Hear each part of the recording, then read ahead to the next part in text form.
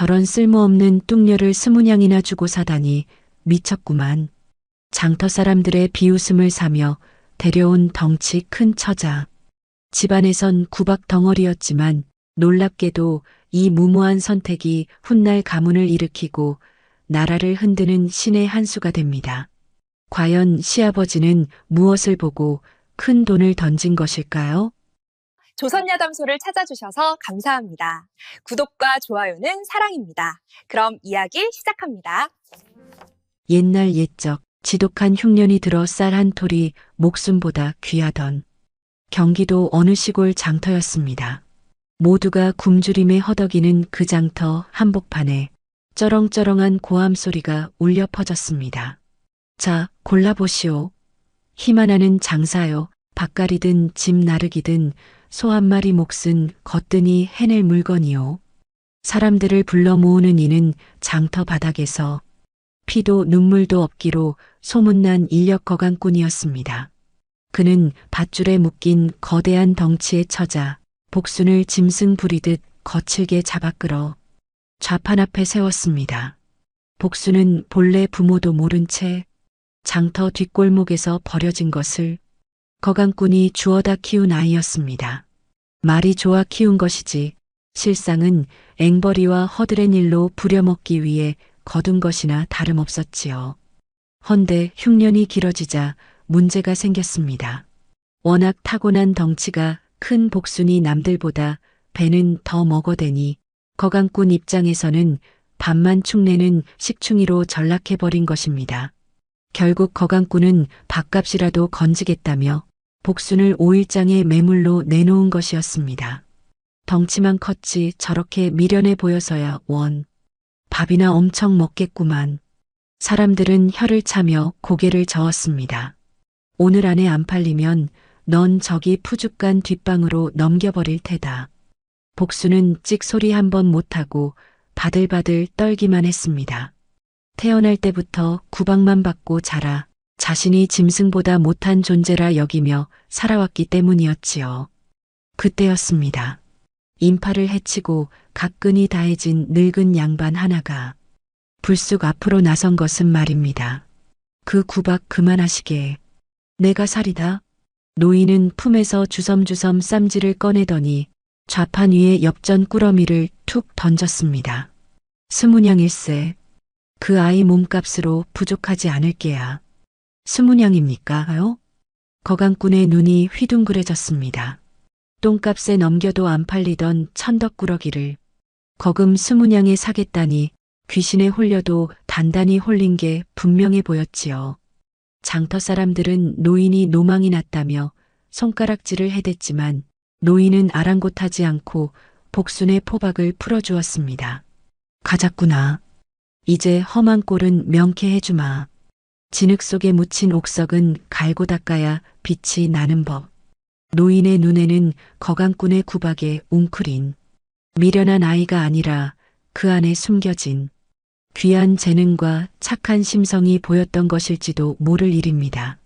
영감, 쌀독이 비어가는 마당에 저런 황소만 한 식충이를 들이다니요. 안방마님 박씨의 날카로운 비명이 늦가을 서리처럼 마당을 쩌렁쩌렁 울렸습니다. 박씨는 기가 막힌다는 듯 가슴을 치며 툇마루 끝으로 달려나왔습니다.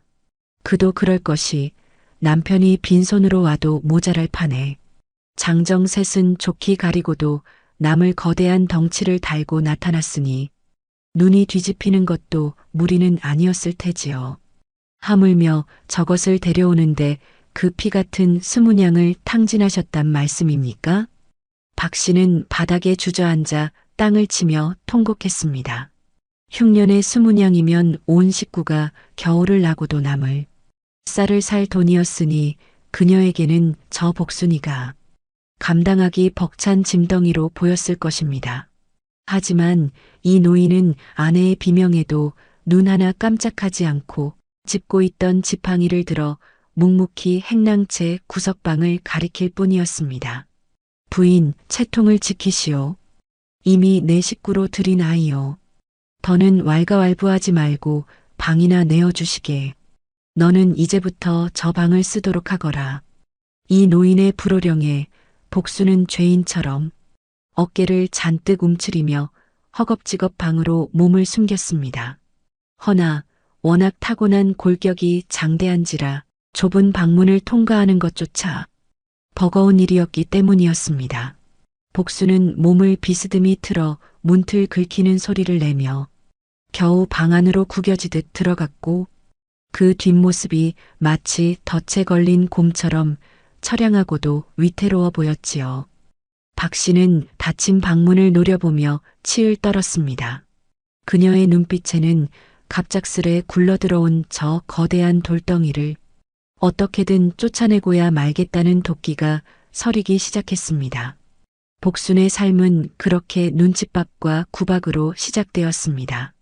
그녀가 태어난 곳은 어느 장터의 지저분한 뒷골목이었으며 부모가 누구인지조차 모른 채 젖동량으로 목숨을 부지해온 천한 인생이었습니다. 버려진 시래기 죽이나 생선 대가리 끓인 물로 배를 채우면서도 복수는 남들보다 뼈가 굵고 살집이 두둑하게 자라났습니다.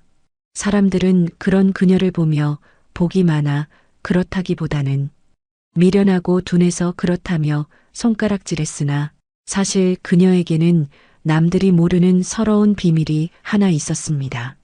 아무리 먹어도 채워지지 않는 허기가 뱃속이 아닌 가슴속에 뚫려 있다는 사실을 말입니다. 다음 날 복수는 새벽닭이 울기도 전에 일어나 커다란 물동이를 이고 우물가를 오르내렸습니다. 남들은 2번 왕복할 것을 한 번에 해치우는 괴력을 발휘했지만 돌아오는 것은 칭찬이 아닌 차가운 비웃음뿐이었습니다. 부엌을 맡고 있는 며느리는 복순이 근처에만 와도 질색을 하며 쫓아내기 바빴지요.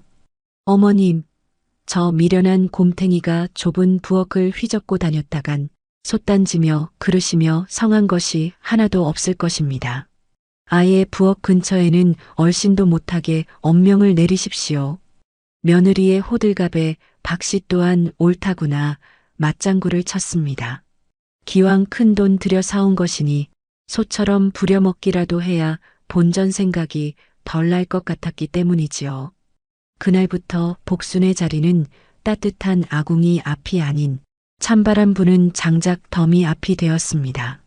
허나 복순은 입 한 번 뻥긋하지 않고 묵묵히 도끼자루를 잡았고 복순의 도끼질 한 번에 아름드리 통나무가 두부 못 썰리듯 쩍하고 갈라졌으니 그 무시무시한 괴력은 보는 이의 혀를 내두르게 할 만큼 매서운 것이었습니다. 장작이 쩍하고 갈라질 때마다 튀어오르는 나무 부스러기가 그녀의 볼을 때렸지만 복수는 아픈 줄도 모르고 그저 일에만 매달렸습니다. 몸이 고단해야 배고픔을 잊을 수 있었고 땀을 흘려야 가슴속의 구멍이 조금이나마 메워지는 듯 했기 때문이었지요.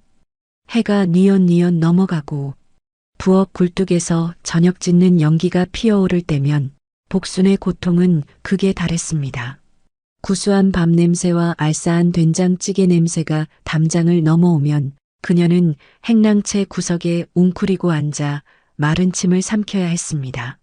며느리가 내어주는 밥상은 언제나 식은 보리밥 한 덩이와 짠지 몇 조각이 전부였지만 복수는 그마저도 감지덕지하며 개 눈 감추듯 먹어치웠습니다. 밥그릇을 싹싹 긁어먹는 소리가 해녀 안채까지 들릴까봐 그녀는 숨조차 조심스레 쉬며 빈 그릇을 핥고 또 하찼습니다. 하지만 그날은 달랐습니다. 여느 때와 다름없이 장작을 패고 돌아오던 복순의 코끝에 평소와는 다른 묘한 냄새가 스쳐 지나갔기 때문입니다. 그것은 단순히 밥 짓는 냄새가 아니라 무언가 타들어가는 매캐한 냄새와 함께 비릿한 젓갈 냄새가 뒤섞인 불쾌한 향기였습니다. 복수는 홀린 듯 부엌 쪽으로 발걸음을 옮겼습니다. 부엌문 틈으로 새어나오는 연기 속에서 며느리의 당황한 목소리가 들려왔습니다. 곧 있을 시아버지의 생신상을 준비하느라 며느리는 며칠 전부터 부산을 떨었지만 정작 중요한 국거리인 조기를 손질하다가 실수로 쓸개까지 터뜨려 버린 모양이었습니다. 쓴맛이 잔뜩 배어버린 조기 국물 냄새가 부엌을 가득 메우고 있었고 며느리는 발을 동동 구르며 어쩔 줄 몰라 하고 있었습니다. 아이고 망했다. 이 노릇을 어찌하면 좋단 말인가.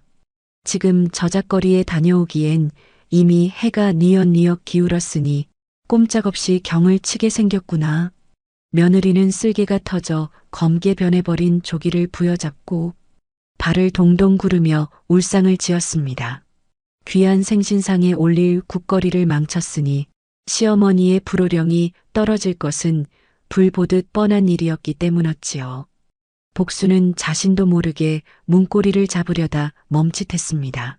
자신이 나선다고 해서 환영받을 리 만무했으며 오히려 일을 망쳤다며 누명을 쓸 것이 뻔했기 때문입니다. 그녀의 손은 거칠고 투박하여 쟁기나 도끼자루에나 어울리지 감히 양반집의 귀한 식재료를 만질 자격 따위는 없다고 스스로 되뇌었습니다. 복수는 잡았던 문고리를 슬그머니 놓으며 뒷걸음질 쳤습니다.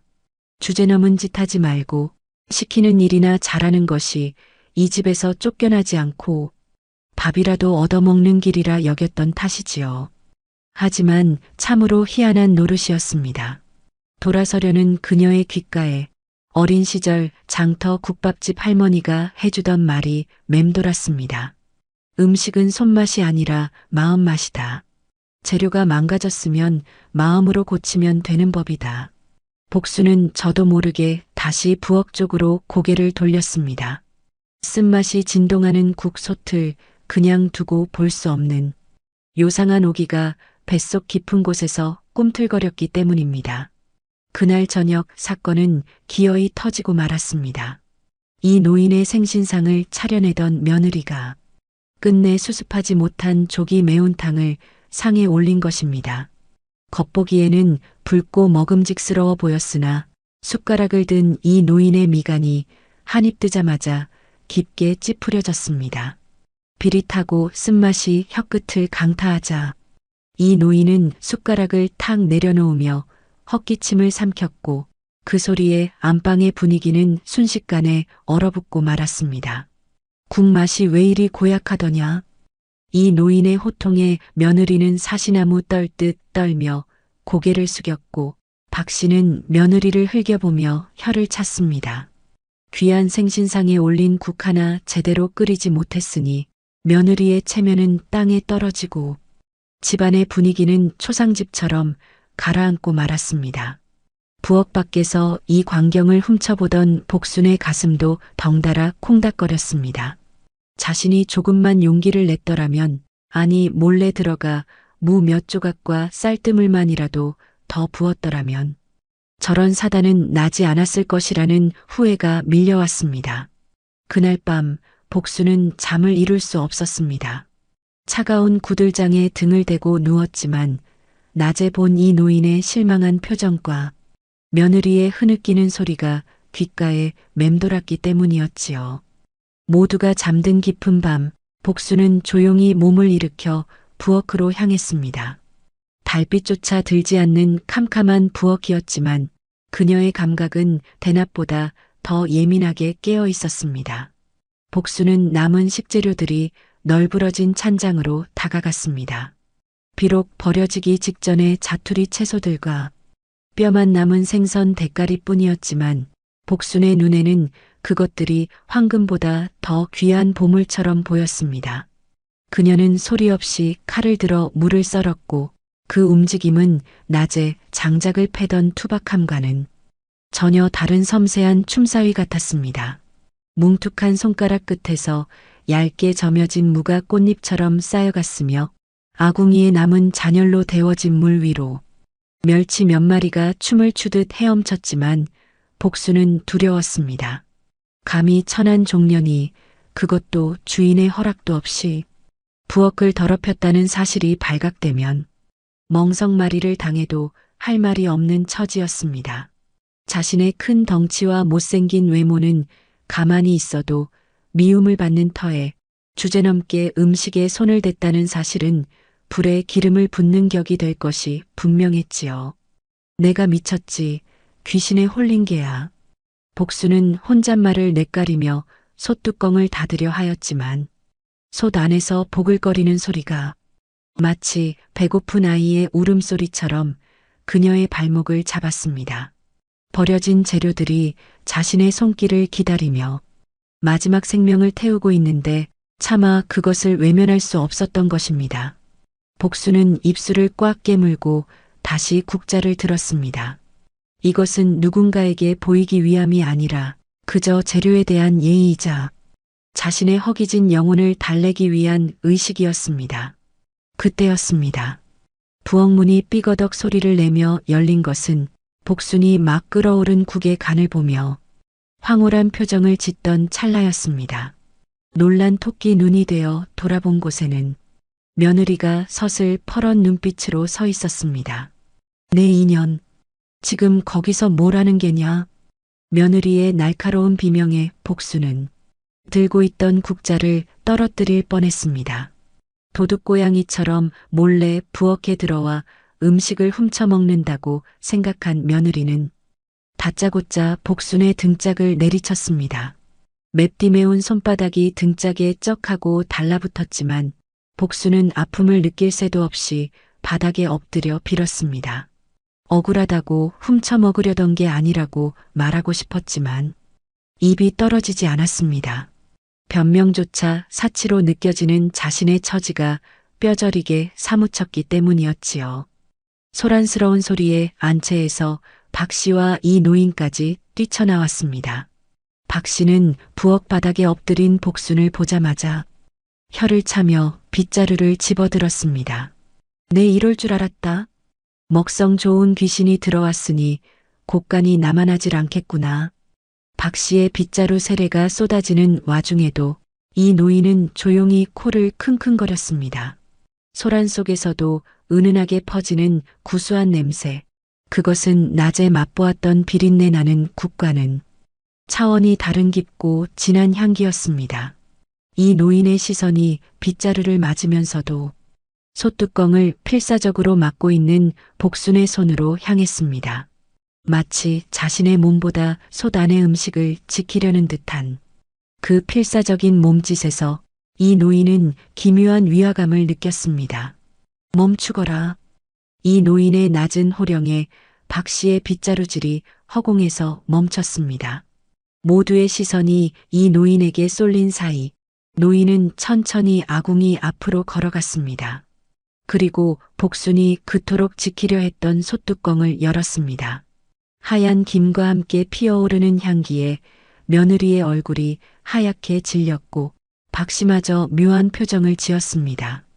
그것은 단순한 국 냄새가 아닌 잊고 있었던 고향의 냄새, 어머니의 품속 같은 따스함이 배어있는 기가 막힌 향기였던 것입니다. 이 노인은 말없이 국자를 들어 국물을 한 모금 맛보았습니다. 순간 노인의 눈가가 미세하게 떨렸습니다. 평생 수많은 산의 진미를 맛보았지만 멸치 몇 마리와 자투리 무로 이런 맛을 낸다는 것은 상상조차 할 수 없는 일이었기 때문입니다. 이 노인은 천천히 고개를 돌려 바닥에 납작 엎드린 복순을 내려다보았습니다. 흙투성이가 된 얼굴로 벌벌 떨고 있는 저 거구의 처자가 실은 이 집안의, 아니 조선 팔도의 운명을 바꿀 귀한 손을 지니고 있음을 직감한 순간이었습니다. 하지만 이 노인은 내색하지 않았습니다. 오히려 짐짓 엄한 표정을 지으며 솥뚜껑을 닫아버렸지요. 지금 이 재능을 드러냈다가는 시기 질투가 많은 안 사람과 며느리 등살에 이 아이가 견뎌내지 못할 것임을 알았기 때문입니다. 부엌 단속 하나 제대로 못해서 소란을 피우다니 다들 물러가거라. 이 노인의 뜻밖의 호통에 박 씨와 며느리는 어리둥절한 표정으로 물러갔습니다. 홀로 남겨진 복순만이 영문을 모른 채 멍하니 솥을 바라보았습니다. 어르신이 맛없다며 솥을 엎어버리지 않은 것만으로도 천만다행이라 여기며 가슴을 쓸어내렸습니다. 하지만 복순은 몰랐습니다. 방으로 돌아가는 이 노인의 입가에 아주 희미한 미소가 걸려 있다는 사실을, 그리고 자신의 운명이 솥뚜껑이 열리는 순간부터 완전히 다른 길로 접어들었다는 사실을 말이지요. 새벽 안개가 채 가시지 않은 몽롱한 아침, 이 노인은 헛기침을 하며 사랑방 문을 열고 나왔습니다. 밤새 내린 서리가 마당에 하얗게 내려앉아 있었고 행랑채 처마 밑에는 복순이 새우잠을 자고 일어난 흔적이 역력했습니다. 이 노인은 곰방대를 털며 마당을 서성이다가 물동이를 지고 나가는 복순을 나직하게 불렀습니다. 복순아, 잠시 이리 와보거라. 복순은 화들짝 놀라 어깨를 움츠리며 조심스레 다가갔습니다. 지난밤 부엌에서의 일이 떠올라 혹여 매질이라도 당하지 않을까 하는 두려움에 그녀의 큰 덩치가 바들바들 떨리고 있었습니다. 하지만 이 노인의 눈빛은 매서운 겨울바람이 아닌 봄볕처럼 따스하고 깊었습니다. 노인은 품 안에서 꼬깃꼬깃한 쌈지 하나를 꺼내 복순의 거친 손바닥 위에 쥐어주었습니다. 그것은 귀하디귀한 말린 표고버섯과 붉은 새우가 담긴 작은 주머니였습니다. 내 손이 투박하다 하여 마음까지 거친 것은 아니더구나. 사람은 겉을 보지만 음식은 속을 보는 법이다. 복순은 영문을 몰라 눈만 껌뻑이며 이 노인을 올려다보았습니다. 천한 자신에게 이런 귀한 식재료를 맡기는 주인의 의중을 헤아릴 수 없었기 때문입니다. 이 노인은 먼 산을 바라보며 혼잣말하듯 나직이 덧붙였습니다. 내 안사람 입맛이 까다로워 솜씨 없는 며느리가 감당하기에는 벅차하는구나. 내가 알게 모르게 며느리의 부족한 손을 채워주거라. 허나 절대 내 공을 드러내선 안 된다. 설익은 밥솥 뚜껑을 급히 열면 이도 저도 안 되는 법. 아직은 때를 기다려야 하느니라. 그 순간 복순의 가슴속에서 뜨거운 무언가가 울컥 치솟았습니다. 평생 미련한 곰, 밥벌레 소리만 듣던 자신에게 처음으로 마음을 알아주는 사람이 생긴 것입니다. 복순은 말없이 고개를 깊이 숙였고 그녀의 굵은 눈물방울이 흙바닥을 적셨습니다. 그것은 단순한 명령이 아니라 그녀의 존재 가치를 인정해주는 묵직한 신뢰였던 셈이었지요. 드디어 복순은 결심했습니다. 자신을 믿어준 이 노인의 은혜에 보답하기 위해서라도 이 집안의 밥상을 내 손으로 지켜내리라 마음먹은 것입니다. 비록 겉으로는 장작을 패고 밭을 가는 머슴 같은 여종이었으나 그날부터 복순의 진짜 일터는 겉으로 보이는 마당이 아닌 은밀한 부엌 뒷문 너머가 되었습니다. 그 순간부터 복순의 세상은 완전히 달라졌습니다. 낮에는 거친 들일을 하며 땀을 흘렸지만 해가 지고 모두가 잠들거나 며느리가 잠시 자리를 비운 틈이 되면 그녀는 부엌의 수호신이 되었습니다. 며느리가 간을 맞추지 못해 쩔쩔매는 찌개 속 근처를 지나가며 몰래 쌀뜨물을 부어 맛을 중화시켰고 다 타들어가던 생선 구이에는 솔잎을 덮어 탄내를 잡고 향긋함을 입혔습니다. 그녀의 손길이 스칠 때마다 망쳐가던 음식들이 기적처럼 되살아나는 모양새가 참으로 신통방통했습니다. 부엌에서 이상한 기류가 흐르기 시작한 것은 복순이 그림자 내조를 시작한 지 보름쯤 지났을 무렵이었습니다. 어느 날 저녁 박 씨가 저녁상을 받으며 유난히 밝은 표정을 지었습니다. 상 위에는 윤기가 흐르는 시래기나물과 노릇하게 구워진 조기, 그리고 구수한 된장찌개가 김을 모락모락 피워 올리고 있었고 평소 같으면 짜다, 싱겁다 타박부터 했을 박 씨였으나 국물을 한 숟가락 뜬 그녀의 눈이 휘둥그레졌습니다. 오늘따라 국 맛이 아주 좋구나. 나물도 어찌 이리 부드럽게 무쳤느냐? 박 씨의 칭찬에 시중을 들던 며느리의 눈동자가 지진이라도 난 듯 심하게 흔들렸습니다. 그도 그럴 것이 분명 아까 자신이 간을 볼 때만 해도 소태처럼 짜거나 맹물 같던 찌개였습니다. 헌데 상에 올라온 찌개에서는 난데없이 구수한 감칠맛이 나고 질기디질겼던 시래기나물은 어찌된 영문인지 입안에서 살살 녹으니 귀신이 곡할 노릇이었지요. 이게 어찌된 일인가? 내가 잠시 자리를 비운 사이 산신령이라도 다녀갔단 말인가? 며느리는 도무지 영문을 알 수 없어 식은땀을 흘렸으나 시어머니의 칭찬 앞에 토를 달 수는 없는 노릇이었습니다. 그녀는 얼떨결에 붉어진 얼굴을 숙이며 기어들어가는 목소리로 답했습니다. 예, 어머님 입맛에 맞으시다니 천만다행입니다. 그래, 이제야 종갓집 며느리 태가 나는구나. 박 씨의 칭찬은 며느리에게 달콤한 사탕이자 독과 같았습니다. 자신의 실력이 아님을 알기에 등골이 서늘했지만 당장 불호령을 피했다는 안도감이 더 컸던 탓입니다. 한편 부엌 문밖 어둠 속에서 이 광경을 엿듣던 복수는 슬며시 미소를 지으며 돌아섰습니다. 비록 자신의 공을 며느리의 솜씨로 둔갑했으나 가족들이 그릇을 싹 비우는 모습만으로도 배가 부른 듯한 벅찬 충만함을 느꼈기 때문입니다. 복순이 숨은 조력자가 된 후로 이 진사댁 부엌은 하루도 바람 잘 날이 없었습니다. 솜씨 설툰 며느리가 하루가 멀다고 사고를 쳤고 그때마다 복수는 아무도 모르게 그 구멍을 메워야 했기 때문이지요. 한 번은 마을 잔칫날 쓸 도라지가 문제였습니다. 며느리가 쓴맛을 빼지 못해 발을 동동 구르고 있을 때 복순이 슬며시 다가와 굵은 소금으로 도라지를 바락바락 주물러 씻었습니다. 그러자 혀를 마비시킬 듯하던 쓴맛은 쑥 빠지고 씹을수록 달큰하고 아삭한 맛만 남았으니 참으로 신통한 노릇이었습니다. 사람들은 올해 도라지가 아주 실하네하며 넘어갔으나 그 아삭함 뒤에는 손등이 빨갛게 부르트도록 찬물에 손을 담갔던 복순의 고단함이 숨어 있었던 것입니다. 또 한 번은 장마철 습기에 눅눅해져 냄새나는 김을 버려야 할 판국이었습니다. 며느리가 울상이 되어 자리를 비운 사이 복순은 달궈진 솥뚜껑에 참기름을 살짝 발라 김을 한 장 한 장 구워냈습니다. 죽어가던 김이 바삭하게 되살아나자 집안에는 고소한 냄새가 진동을 했고 입맛 없던 이 노인도 밥 한 그릇을 뚝딱 비워냈습니다. 이처럼 복순의 투박한 손을 거치면 죽어가던 식재료도 다시 생명을 얻어 밥상 위의 꽃으로 피어났습니다. 통쾌한 순간들은 계속되었습니다.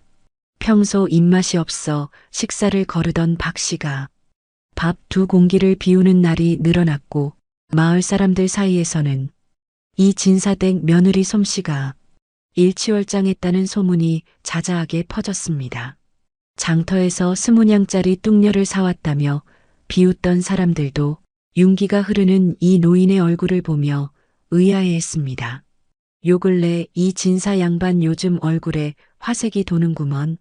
며느리를 잘 들였어.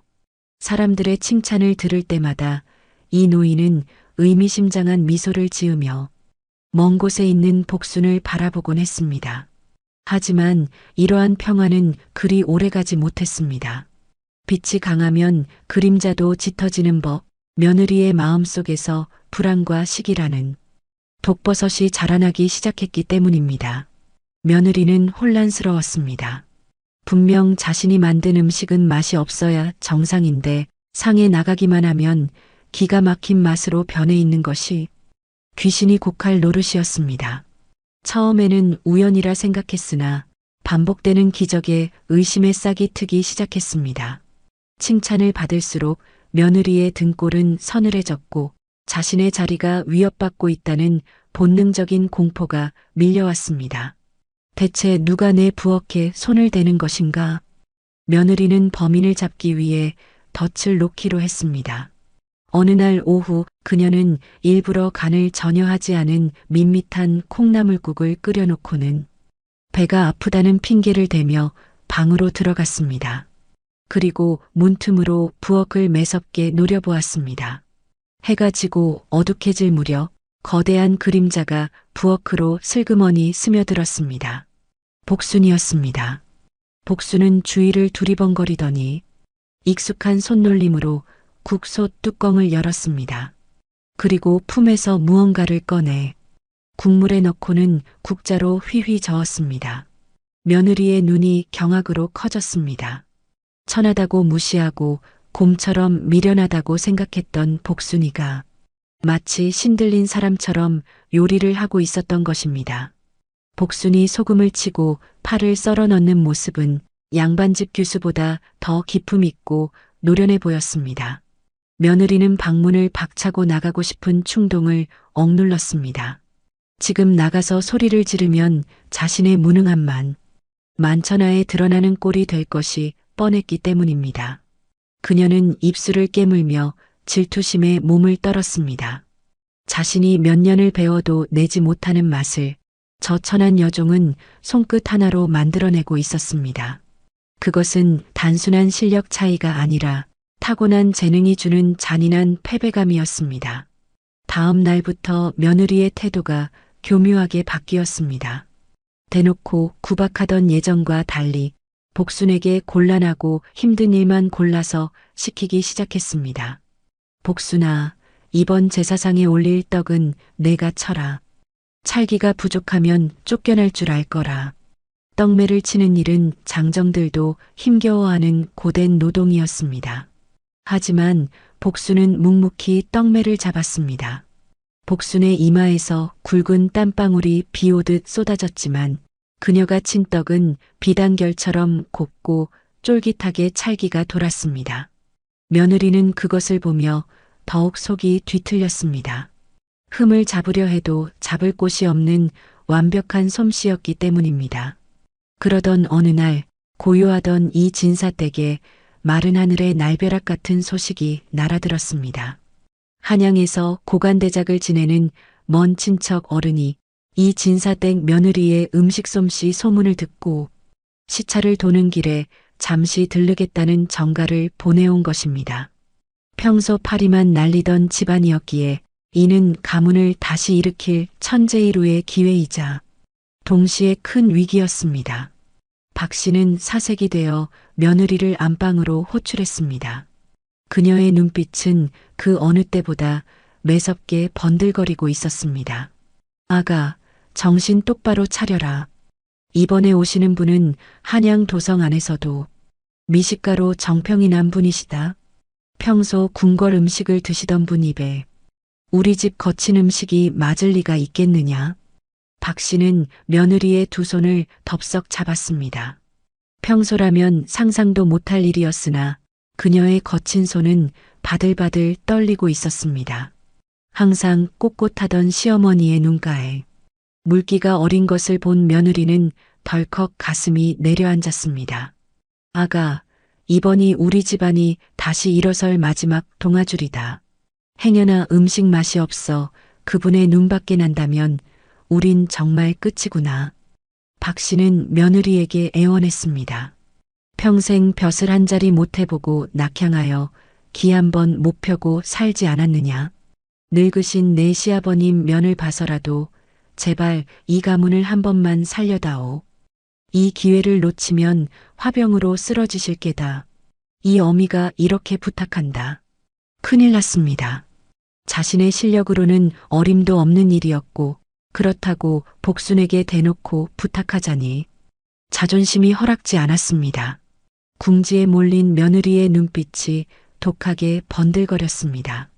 그녀는 복순을 이용하되 공은 자신이 차지하고 복순은 영원히 쫓아낼 계략을 꾸미기 시작했습니다. 그날 밤 며느리는 그 어느 때보다 부드러운 목소리로 복순을 불렀습니다. 하지만 그 목소리 뒤에는 날 선 칼날이 숨겨져 있었습니다. 내 몸이 좋지 않아서 그러니 손님 맞이 음식을 내가 좀 거들어다오. 대신 이 일은 아무도 모르게 해야 한다. 만약 들키는 날에는 며느리는 말끝을 흐리며 싸늘하게 웃었습니다.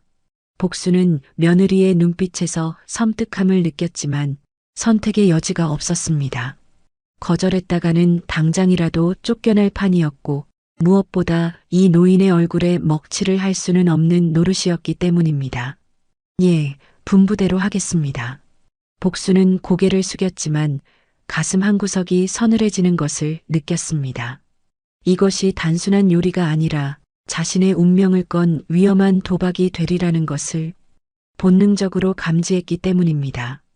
부엌 밖에서는 거센 바람이 불어와 나뭇가지를 흔들었고 솥뚜껑 아래서 끓고 있는 국물처럼 집안의 긴장감도 부글부글 끓어오르고 있었습니다. 사단은 그날 해질녘에 터졌습니다. 귀한 손님이 당도한다는 소식에 이 진사댁 안팎은 아침부터 발 디딜 틈 없이 분주했습니다. 대문 앞에는 청사초롱이 내걸렸고 마당에는 멍석이 새로 깔렸으며 안채에서는 박 씨의 호통 소리가 쉴 새 없이 담장을 넘나들었습니다. 하지만 이 모든 소란 속에서도 가장 치열한 전쟁터는 다름 아닌 부엌이었습니다. 복수는 며느리의 감시 아래 숨소리조차 죽이며 속과 씨름하고 있었습니다. 그녀의 이마에서는 구슬 같은 땀방울이 뚝뚝 떨어져 아궁이 불 위에서 소리를 내며 타올랐지만 복순의 손은 멈추지 않았습니다. 이 노인이 건네준 말린 표고와 새우를 절구에 빻아 육수를 내고 텃밭에서 갓 뽑은 배추에 가장 연한 속살만을 골라 국을 끓였습니다. 굵고 투박한 손마디가 움직일 때마다 재료들은 제각기 가장 맛있는 소리를 내며 춤을 추었고 부엌 안은 글로 형용할 수 없는 깊고 풍성한 향기로 가득 찼습니다. 마침내 마지막 요리인 탕국이 완성되어 뚜껑을 덮는 순간 복수는 긴장이 풀려 바닥에 주저앉고 말았습니다. 자신의 혼을 다 쏟아부은 밥상, 비록 자신이 먹을 수는 없어도 누군가의 허기진 속을 따뜻하게 데워줄 수 있다는 사실만으로도 가슴이 벅차올랐기 때문입니다. 그때 며느리가 들어왔습니다. 며느리의 눈은 상위에 차려진 음식들을 훑으며 경악과 질투로 일렁거렸습니다. 윤기가 자르르 흐르는 갈비찜, 색색이 고운 잡채, 그리고 맑으면서도 깊이를 알 수 없는 탕국까지.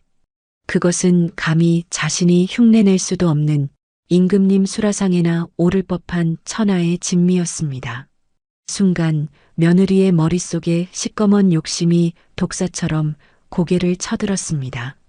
이것을 내보이면 아버님과 어머님이 인연을 쫓아내기는커녕 상전으로 모시겠구나. 며느리의 눈빛이 싸늘하게 식었습니다. 그녀는 칭찬 대신 표독스러운 미소를 지으며 복순에게 다가갔습니다. 그리고는 다짜고짜 복순의 팔을 잡아채 일으켜 세웠습니다. 수고했다. 허나 꼴이 이게 무엇이냐? 땀 냄새가 진동을 하니 손님 비위 상하게 할 작정이냐? 그게 아니오라. 시끄럽다. 내 할 일은 끝났으니 당장 광에 들어가 있거라. 내 부를 때까지 한 발자국도 나오면 안 된다. 복수는 터져 나오려는 억울함을 삼키며 입술을 꽉 깨물었습니다. 서슬 퍼런 며느리의 기세에 눌려 뒷걸음질 칠 수밖에 없는 것이 천한 종년의 서글픈 운명이었습니다. 며느리는 복순을 다 쓴 빗자루 던지듯 거칠게 광 안으로 밀어 넣었습니다. 바닥에 나뒹군 복순이 몸을 추스르기도 전에 밖에서는 철컥하고 매정한 자물쇠 채우는 소리가 들려왔습니다. 그 차가운 금소금은 마치 복순의 가슴에 대못을 박는 소리와도 같았지요. 다시금 칠흑 같은 어둠이 그녀를 집어삼켰습니다. 차디찬 흙바닥에 엎드린 복순의 코끝으로 문틈을 타고 넘어온 구수한 탕국 냄새가 스쳐 지나갔습니다. 방금 전까지 제 손으로 정성을 다해 끓여낸 그 향기가 지금은 도리어 심장을 후벼 파는 비수가 되어 돌아온 것입니다. 멀리서 들려오는 주인집 식구들의 왁자지껄한 웃음소리, 그 행복한 소음 속에서 복수는 소리 없는 눈물을 뚝뚝 흘리며 자신의 투박한 손만 하염없이 쓸어내렸습니다. 세상이란 가진 것 없는 이에게는 이토록이나 춥고 매몰찬 곳이었습니다. 잠시 후 마당이 소란스러워지더니 이 노인의 들뜬 목소리가 들려왔습니다. 어서 오십시오. 누추한 곳까지 왕림해 주시니 몸 둘 바를 모르겠습니다. 손님 일행이 사랑채로 들어가는 발소리가 묵직하게 울렸습니다. 복수는 차가운 바닥에 귀를 대고 그 소리를 들었습니다. 자신이 만든 음식이 저분들의 상에 오르겠구나 생각하니 억울함보다는 부디 입에 맞으셔야 할 텐데 하는 걱정이 앞섰습니다. 그것은 천한 신분으로 태어났으되 음식에 대한 긍지만은 고귀하게 지키고픈 복순의 마지막 자존심이었습니다. 사랑채의 문이 열리고 마침내 그토록 기다리던 귀한 손님이 모습을 드러냈습니다. 이 노인과 며느리는 한양에서 오신 대감마님이라 철석같이 믿고 넙죽 큰 절을 올렸으나 실상 그분의 정체는 따로 있었습니다. 허름한 평복 차림에 갓을 눌렀었으되 그 어깨 위로는 감히 범접할 수 없는 서리빨 같은 위엄이 서려 있었으니 그는 바로 고관대작인 친척의 신분을 빌려 은밀히 민정을 살피러 나온 암행 중인 세자 저하였습니다. 하지만 며칠간 이어진 고단한 잠행 탓일까요? 세자의 안색은 흑빛으로 파리하게 질려 있었습니다. 거친 잠자리와 입에 맞지 않는 음식, 거기에 백성들의 피폐한 삶을 목격한 충격으로 위장병이 도저 물 한 모금 넘기기 힘든 위중한 상태였던 것입니다. 이 노인은 긴장한 기색이 역력한 얼굴로 며느리에게 눈짓을 보냈습니다. 곧이어 며느리가 화려하게 차려진 소반을 들고 들어왔습니다. 변변치 않으나 정성껏 마련하였습니다. 드시지요. 며느리는 짐짓 다소곳한 목소리로 말하며 상을 내려놓았습니다. 하지만 그녀의 손끝은 미세하게 떨리고 있었습니다. 자신이 만든 것이 아니라는 죄책감보다는 혹여라도 맛이 없으면 어쩌나 하는 두려움, 그리고 이 거짓말이 들통나면 어쩌나 하는 공포가 뒤섞여 있었기 때문입니다. 세자는 무심한 눈길로 밥상을 내려다보았습니다. 여느 양반집에서나 볼 수 있는 기름진 음식들이라 생각하며 젓가락을 들 생각조차 하지 않았습니다. 그저 예의상 국물이나 한 모금 축이고 물릴 요량으로 숟가락을 들었습니다. 세자가 탕국을 한 숟가락 입에 넣는 순간 방 안의 공기가 멈춘 듯 고요해졌습니다. 이 노인과 박씨, 그리고 문 밖에서 숨죽이고 있던 며느리까지 모두가 침을 꿀꺽 삼키며 세자의 입만 바라보았습니다. 세자의 미간이 꿈틀거리더니 숟가락을 든 손이 허공에서 멈췄습니다. 침묵이 길어질수록 며느리의 등줄기에는 식은땀이 비오듯 흘러내렸습니다. 맛이 없는 것인가?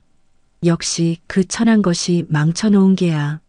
며느리가 절망하며 바닥에 엎드리려던 찰나 세자의 입에서 뜻밖의 탄성이 터져나왔습니다. 하? 그것은 노여움이 아닌 깊은 감동과 그리움이 담긴 외마디였습니다. 세자는 믿을 수 없다는 표정으로 다시 한번 국물을 떴습니다. 입안에서 부드럽게 퍼지는 배추의 단맛과 표고의 깊은 향, 그리고 혀끝을 감싸는 구수한 된장의 조화가 마치 지친 몸과 마음을 따뜻한 솜니불로 감싸주는 듯 했습니다. 그것은 화려한 궁중 음식이 흉내낼 수 없는 어머니의 손길이 닿은 듯한 치유의 맛이었습니다. 세자는 숟가락을 놓을 새도 없이 밥을 말아 국밥을 비우기 시작했습니다. 며칠간 곡기를 끈다시피 했던 사람이 맞나 싶을 정도로 개걸스럽게 하지만 경건하게 그릇을 비워나갔습니다. 이 노인의 얼굴에는 안도의 미소가 번졌고 박 씨는 며느리를 보며 기특하다는 눈빛을 보냈습니다. 하지만 폭풍은 밥그릇이 비워진 직후에 몰아쳤습니다. 세자가 마지막 국물까지 들이키고는 숟가락을 탁 내려놓으며 물었습니다. 이 음식을 만든 자가 누구냐? 세자의 목소리에는 서리빨 같은 위엄이 서려 있었습니다. 단순한 칭찬이 아니라 무언가 확인하려는 듯한 날카로운 질문이었습니다. 며느리는 당황하여 말을 더듬었습니다. 그것이 제가 만들었사옵니다. 내가 만들었다? 세자의 눈매가 가늘어졌습니다. 그는 자리에서 벌떡 일어나 며느리 앞으로 다가갔습니다. 그리고는 낮지만 힘있는 목소리로 다시 물었습니다. 거짓을 고하면 참수를 면치 못할 것이다. 다시 묻겠다. 이 탕국에 들어간 비법이 무엇이냐? 어찌하여 궁궐의 수락한 상궁들도 내지 못하는 맛이 이 시골 방가에서 난단 말이냐? 며느리의 얼굴이 백지장처럼 하얗게 질렸습니다. 그녀는 복순이 무엇을 넣었는지 알 길이 없었습니다. 그저 흉내만 낼 줄 알았지 재료의 배합이나 순서는 눈여겨보지 않았기 때문입니다. 며느리의 눈동자가 불안하게 흔들렸고 입술은 파르르 떨렸습니다.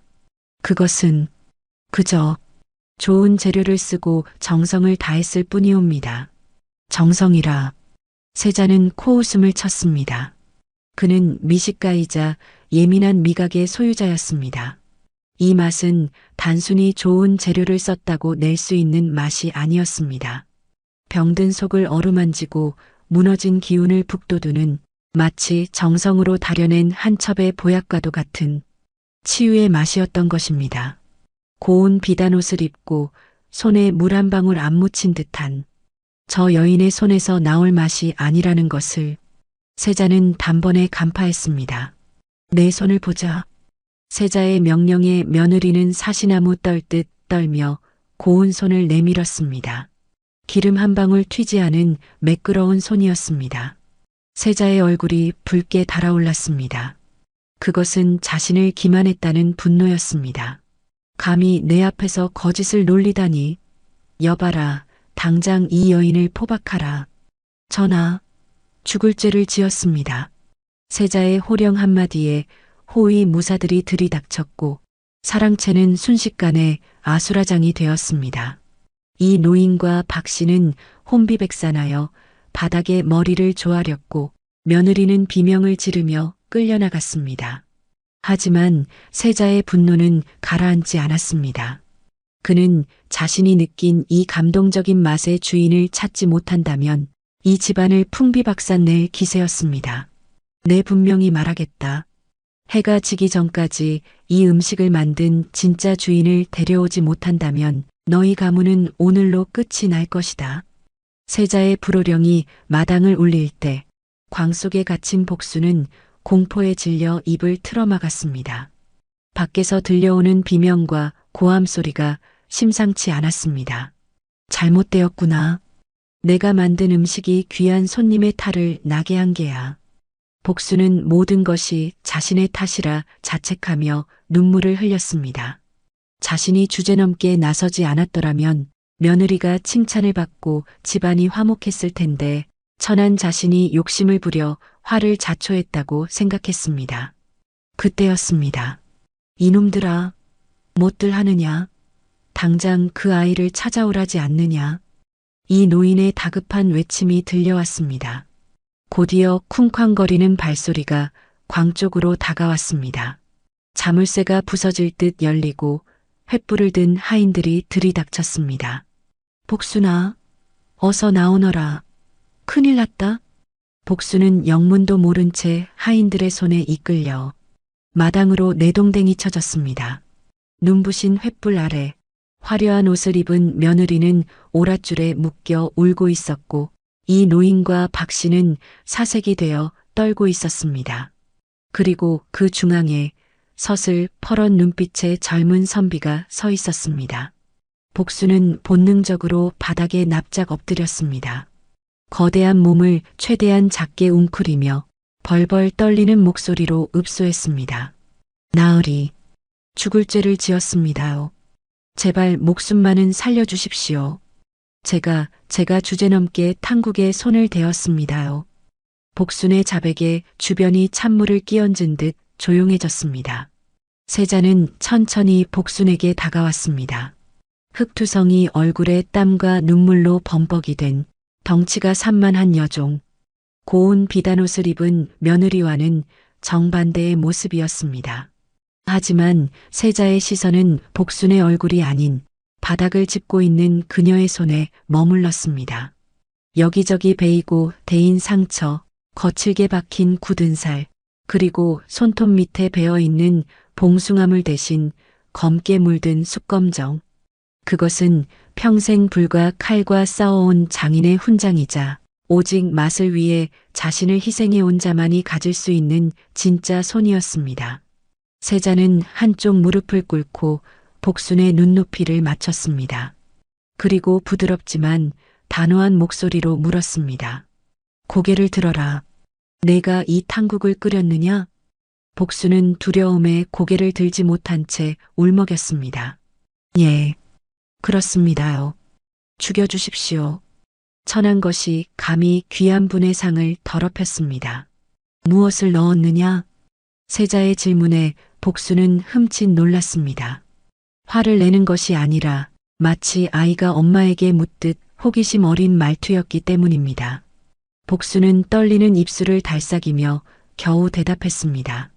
그것이 대개 어르신께서 주신 말린 표고와 뒷산에서 캔 더덕 껍질을 우린 물을 그리고 며느리 마님이 버리려던 새우 대가리를 볶아서 복순의 입에서 나오는 재료들은 하나같이 하찮고 버려질 법한 것들이었습니다. 하지만 세자는 그 말을 듣는 순간 무릎을 탁 쳤습니다. 더덕 껍질의 쌉싸름함으로 입맛을 돋우고 새우 대가리의 감칠맛으로 깊이를 더한 그 지혜. 그것은 궁중의 어이들도 생각지 못한 기상천외한 비법이었습니다. 과연 그렇구나. 내 짐작이 맞았어. 세자는 자리에서 일어나 복순을 내려다보았습니다. 그리고는 쩌렁쩌렁한 목소리로 선언했습니다. 모두 듣거라. 이 여인이 만든 음식은 천한 것이 아니라 사람을 살리는 약이다. 내 평생 이토록 진실한 맛은 처음이로다. 당장 이 음식을 만든 자를 귀하게 모셔라. 세자의 반전 선언에 마당에 있던 모든 사람의 입이 떡 벌어졌습니다. 오랏줄에 묶인 며느리는 믿을 수 없다는 듯 망연자실한 표정을 지었고 박 씨는 다리에 힘이 풀려 주저앉았습니다. 이 노인만이 그럴 줄 알았다는 듯 회심의 미소를 지으며 눈시울을 붉혔습니다. 하지만 이것이 끝이 아니었습니다. 세자는 복순에게 손을 내밀며 그녀의 운명을 송두리째 바꿀 제안을 던졌습니다. 내 이름이 무엇이냐? 복순이라 하옵니다. 복순이라. 이름 그대로 복덩이로구나. 내 너를 한양으로 데려가려 한다. 궁궐의 수라간에서 내 입맛을, 아니 조선의 입맛을 책임져 줄 수 있겠느냐? 세자의 제안은 마른 하늘의 날벼락, 아니 금벼락과도 같은 소리였습니다. 평생 부엌대기로 살다 죽을 줄 알았던 천한 여종에게 조선 최고의 요리사가 될 기회가 주어진 것입니다. 복순은 꿈인지 생시인지 분간할 수 없어 멍하니 세자를 올려다보았습니다. 그녀의 거친 손이 덜덜 떨리고 가슴속 깊은 곳에서 뜨거운 것이 울컥 치솟아 올랐습니다. 하지만 그 순간 며느리의 날카로운 비명이 찬물을 끼얹었습니다. 안 됩니다. 전하, 저것은 천한 종년입니다. 어찌 감히 궁궐에 드린단 말입니까? 저것은 우리 집안 재산입니다. 며느리의 발악에 세자의 표정이 다시금 싸늘하게 굳어졌습니다. 세자는 천천히 며느리 쪽으로 고개를 돌렸습니다. 아가, 그게 무슨 망발이더냐? 내 시아비가 허락한다는데 내가 감히 어디라고 나서는 게냐? 하지만 며느리는 이미 이성을 잃은 상태였습니다. 자신의 무능함이 탄로난 수치심과 복순에 대한 질투가 뒤엉켜 눈에는 핏발이 서고 입가에는 거품이 물려 있었습니다. 그녀는 세자 앞이라는 것도 잊은 채 바락바락 소리 질렀습니다. 며느리는 눈에 핏발이 선 채 이미 위아래도 보이지 않는 광란의 상태였지요. 아버님, 정녕 로망이 드신 겁니까? 어찌 며느리인 제가 아니라 저런 천한 것의 편을 드십니까? 전하, 부디 저 요물에게 속지 마시옵소서. 저것은 주인의 허락도 없이 몰래 곡간을 털고 감히 귀한 식재료에 손을 댄 파렴치한 도적질을 하였습니다. 상을 내리시다니요. 당장 관아에 넘겨 멍석마리를 해도 시원찮을 대역 죄인이란 말입니다. 며느리의 독설이 비수처럼 날아와 복순의 가슴에 꽂혔습니다. 복순의 눈에서 하염없이 눈물이 흘러내려 흙바닥을 적셨습니다. 자괴감이 그녀를 집어삼키려는 찰나 복순의 귓가에 낮고 묵직한 목소리가 들려왔습니다. 도둑이라. 세자였습니다. 세자는 싸늘하게 식은 눈빛으로 며느리를 내려다보고 있었습니다. 그의 입가에 걸린 비릿한 미소가 며느리의 등골을 오싹하게 만들었습니다. 내 말이 맞다. 국법에 따르면 노비는 주인의 허락 없이 거처를 옮길 수 없지. 세자의 말에 며느리의 얼굴에 화색이 돌았습니다. 자신의 주장이 받아들여졌다고 착각한 며느리는 의기양양하게 고개를 쳐들었습니다. 하지만 이어진 세자의 말은 그녀의 기대를 산산조각 내버렸습니다. 허나 내가 간과한 것이 하나 있다. 이 여인이 훔친 것이 재료라면 너는 임금을 능멸하고 왕실을 기만하였다. 내 오늘 이 자리에서 누가 진짜 도둑인지 가려내려 한다. 세자는 며느리와 복순을 번갈아 가리키며 서리빨 같은 명령을 내렸습니다. 지금 당장 부엌으로 가서 흰 쌀밥을 지어 오너라. 반찬도 국도 필요 없다. 오직 밥 한 그릇으로 승부를 낼 것이다. 흰 쌀밥. 그것은 조선팔도 누구나 짓는 가장 쉬운 음식이자 동시에 가장 어려운 음식이기도 했습니다. 물과 불 그리고 쌀의 조화만으로 맛을 내야 하는 요리사의 기본이자 끝을 보여주는 과제였던 셈이지요. 며느리는 코웃음을 쳤습니다. 며느리는 치맛자락을 휘날리며 부엌으로 달려갔습니다. 하지만 복수는 자리에서 일어나지 못했습니다. 두려움이 다리에 납덩이처럼 매달려 있었기 때문이었지요. 그때 이 노인이 다가와 복순의 어깨를 꽉 쥐었습니다. 복순아, 스문양은 내가 너를 상갑시지만 내 가치는 내가 증명해야 한다. 가서 보여주거라. 내가 밥만 축내는 식충이가 아니라 사람을 살리는 귀한 손님을 말이다. 시아버지의 가슴 깊은 곳에서 우러나오는 따뜻한 걱정에 복순의 가슴속 깊은 곳에서 작은 불씨가 타올랐습니다. 그래, 나는 뚱려고 종년이다. 하지만 내 밥은 거짓말을 하지 않는다. 복순은 투박한 손으로 눈물을 훔치고 벌떡 일어났고 그녀의 눈빛이 전과는 다르게 단단하게 빛나고 있었지요. 부엌에는 팽팽한 긴장감이 감돌았습니다. 한쪽 아궁이에서는 며느리가 요란하게 부채질을 하며 불을 떼고 있었고 반대쪽에서는 복순이 조용히 쌀을 씻고 있었습니다. 며느리는 가장 좋은 햅쌀을 골라 벅벅 문질러 씻은 뒤 센 불로 솥을 달구었습니다. 그녀의 마음은 급했고 불길은 사나웠습니다. 반면 복순은 묵은 쌀을 집어들었습니다. 가진 것이라곤 천대받는 묵은 쌀뿐이었으나 복순의 손길은 정성스러웠습니다. 쌀알이 부서질라 아기 다루듯 살살 씻어낸 뒤 마당의 장독대에서 받아둔 맑은 정화수를 부었습니다. 그리고 아궁이에 불을 지피는 대신 숯을 골라 은근한 불을 만들었습니다. 저 미련한 것이 묵은 쌀로 무슨 밥을 짓겠다고. 뜸들이다 날 새겠네. 며느리는 복순을 비웃으며 자신의 솥에 집중했습니다. 하지만 시간이 흐를수록 며느리의 솥에서는 탄내가 나기 시작했고 복순의 솥에서는 구수한 향기가 피어올랐습니다. 며느리는 당황하여 솥뚜껑을 열었다 닫았다 하며 안절부절 못했습니다. 불 조절에 실패한 밥은 서리거나 타버리기 일쑤였으니까요. 반면 복순은 솥뚜껑을 닫은 채 꼼짝도 하지 않았습니다. 그녀는 눈이 아닌 귀로, 코로 밥을 짓고 있었습니다. 솥 안에서 물이 끓는 소리, 쌀알이 춤추는 소리, 그리고 뜸이 들며 나는 잦아드는 소리까지. 그녀는 쌀과 대화를 나누고 있었습니다. 조금만 더 그래, 이제 되었다. 이제 상을 올리라. 세자의 호령이 떨어졌습니다. 2개의 소반이 세자 앞에 놓였습니다. 며느리의 밥은 윤기가 흐르는 듯 했으나 군데군데 탔고 설익은 밥알이 섞여 있었습니다. 복순의 밥은 묵은 쌀임에도 불구하고 한 알한 알이 보석처럼 살아있었고 은은한 누룽지 향이 배어 있었습니다. 세자는 먼저 며느리의 밥을 맛보았습니다. 입에 넣자마자 미간이 찌푸려졌습니다. 겉은 탔고 속은 딱딱했습니다. 급한 성미와 과시욕이 그대로 밥맛에 배어 있었기 때문입니다. 세자는 말없이 숟가락을 내려놓고 복순의 밥그릇으로 향했습니다. 뚜껑을 여는 순간 하얀 김과 함께 구수한 향기가 방 안을 가득 채웠습니다. 세자는 밥을 한술 떠서 입에 넣고 오랫동안 오물거렸습니다. 씹을수록 단맛이 배어 나오고 목 넘김이 부드러운 밥.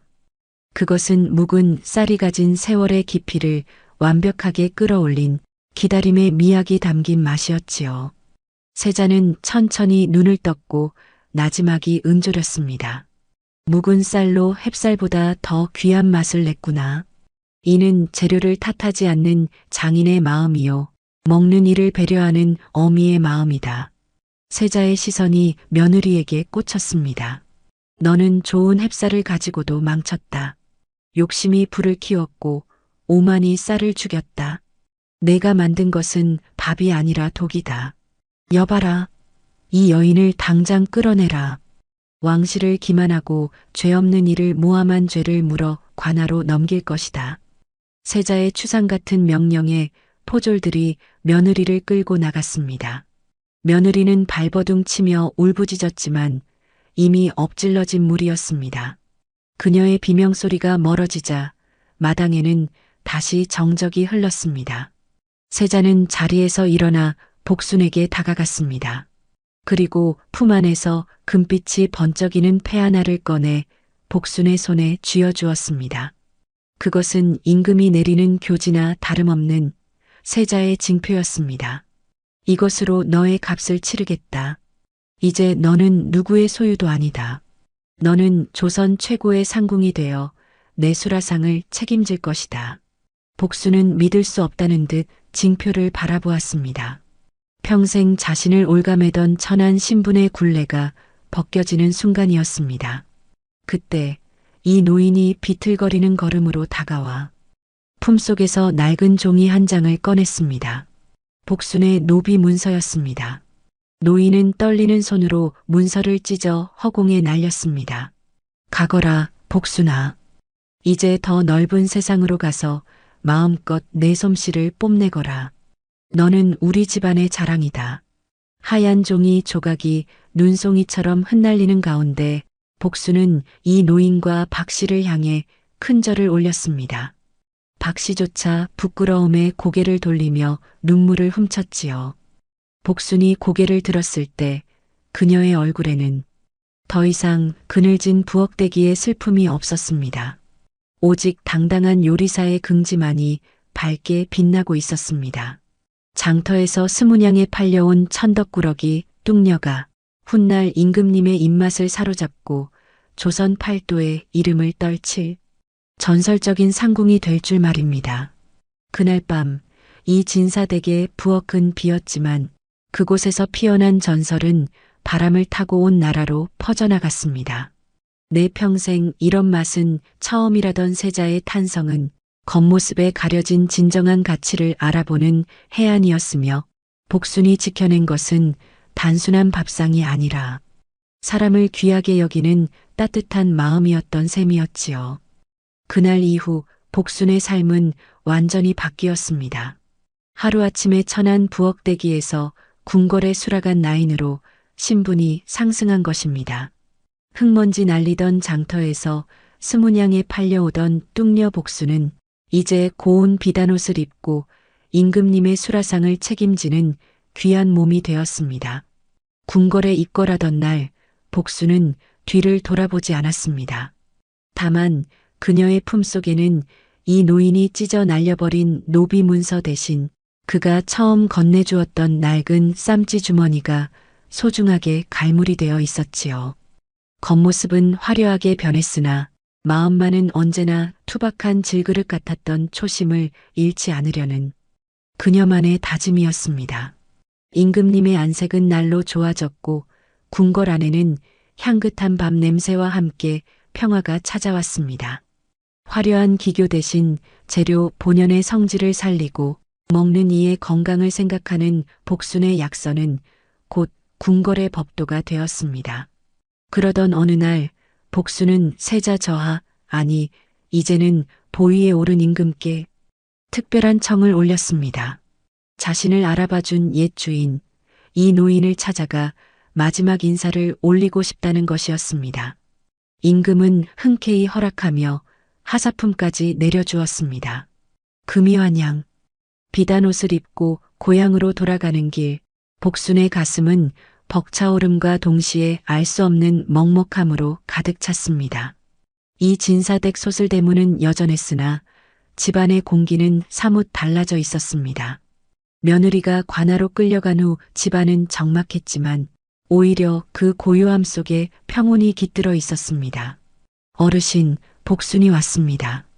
복순이 마당에 들어서자 툇마루에 앉아 먼 산을 바라보던 이 노인이 맨발로 뛰어나왔습니다. 그 뒤를 따르는 박씨 역시 예전의 도끼는 온데간데 없이 수척해진 얼굴로 눈물을 훔치고 있었습니다. 이 노인은 비단 옷을 입은 복순을 차마 만지지도 못한 채 그저 바라보며 하염없이 눈물을 흘렸습니다. 이게 누구냐? 우리 복덩이, 복순이 아니냐? 복순은 넙죽 큰절을 올린 뒤 이 노인의 거친 손을 두 손으로 꼭 잡았습니다. 예전 같으면 감히 쳐다보지도 못할 상전이었으나 이제 복순은 당당한 한 사람의 여인으로서 그리고 은혜를 입은 딸로서 그 손을 잡았습니다. 어르신께서 저를 거두어 주지 않으셨다면 저는 여전히 장터 바닥을 헤매고 있었을 것입니다. 제 솜씨는 모두 어르신이 믿어주신 덕분입니다. 복순은 가져온 보따리를 풀었습니다. 그 안에는 임금님이 하사한 비단이나 금은 보화가 아닌 복순이 궁궐에서 틈틈이 말려둔 귀한 약재와 직접 담근 장이 담긴 단지가 들어 있었습니다. 그리고 낡고 해진 이 노인의 각근을 대신할 정성스레 꼬아 만든 매듭끈이 놓여 있었지요. 제 마음입니다. 부디 건강하십시오. 비록 몸은 궁궐에 있으나 제 마음의 고향은 언제나 이 부엌 아궁이 앞입니다. 복순은 마지막으로 부엌으로 들어갔습니다. 그리고 겉옷을 벗고 소매를 걷어붙였습니다. 며느리가 망쳐놓았던 그러나 복순에게는 기회의 장소가 되었던 그곳에서 그녀는 이 노인 부부를 위해 마지막 밥상을 차렸습니다. 화려하지 않은 묵은 쌀로 지은 하얀 쌀밥과 구수한 된장찌개. 그것은 신분을 뛰어넘어 사람과 사람 사이에 흐르는 뜨거운 정을 담은 밥상이었습니다. 밥상을 받은 이 노인과 박 씨는 목이 메어 수저를 들지 못했습니다. 박 씨는 복순의 손을 잡고 참회의 눈물을 흘렸습니다. 내가 미안하다. 겉모습만 보고 너를 구박했어. 이 미련한 늙은이를 용서해다오. 마님, 그런 말씀 마십시오. 그 시절이 있었기에 제가 더 단단해질 수 있었습니다. 복순은 박 씨를 따뜻하게 안아주었습니다. 그녀의 넓은 품은 지난날의 상처와 원망을 모두 녹여버릴 만큼 넉넉하고 따스했습니다. 악독했던 며느리는 자신의 죗값을 치르느라 관노비가 되었다는 소식이 들려왔지만 복순은 그에 대해 왈가왈부하지 않았습니다. 인과응보, 모든 것은 순리대로 흘러갔기 때문입니다. 세월이 흘러 어느덧 강산이 몇 번이나 바뀌었습니다. 조선의 산천에는 흉년이 지나고 풍년이 들기를 반복했으나 궁궐 수라간의 맛은 변함없이 깊고 그윽했습니다. 이제는 머리에 서리가 내린 최고 상궁이 된 복순은 갓 들어온 어린 생각시들을 모아놓고 가르침을 주고 있었습니다. 생각시들은 전설처럼 내려오는 복순의 이야기를 들으며 눈을 반짝였습니다. 20냥짜리 뚱녀에서 조선 최고의 요리사가 된 여인. 복순은 주름진 손으로 어린 나인의 손을 잡으며 말했습니다. 기억하거라. 칼끝의 기교는 혀를 속일 수 있어도 마음의 깊이는 속일 수 없는 법이란다. 뚝배기가 투박하다고 하여 그 안에 담긴 장맛이 변하더냐? 너희들도 거칠애보다는 속이 꽉 찬 사람이 되어야 한다. 복순의 가르침은 궁궐 담장을 넘어 백성들에게까지 퍼져나갔습니다. 사람들은 더 이상 겉모습만 보고 사람을 판단하지 않으려 노력했고 음식 하나에도 정성을 다하는 풍토가 자리 잡게 되었지요. 복순의 이야기는 우리에게 깊은 울림을 줍니다. 화려한 겉포장지에 현혹되어 본질을 잃어가는 세태 속에서 진정한 가치는 눈에 보이는 것이 아니라 그 안에 담긴 진심이라는 것을 말입니다. 옛말에 이르길 주머니 속에 숨긴 송곳은 반드시 뚫고 나온다고 하였습니다. 아무리 천한 신분으로 가리고 구박으로 덮으려 애써도 복순의 빛나는 재능은 끝내 세상 밖으로 드러나고야 만 것이었지요.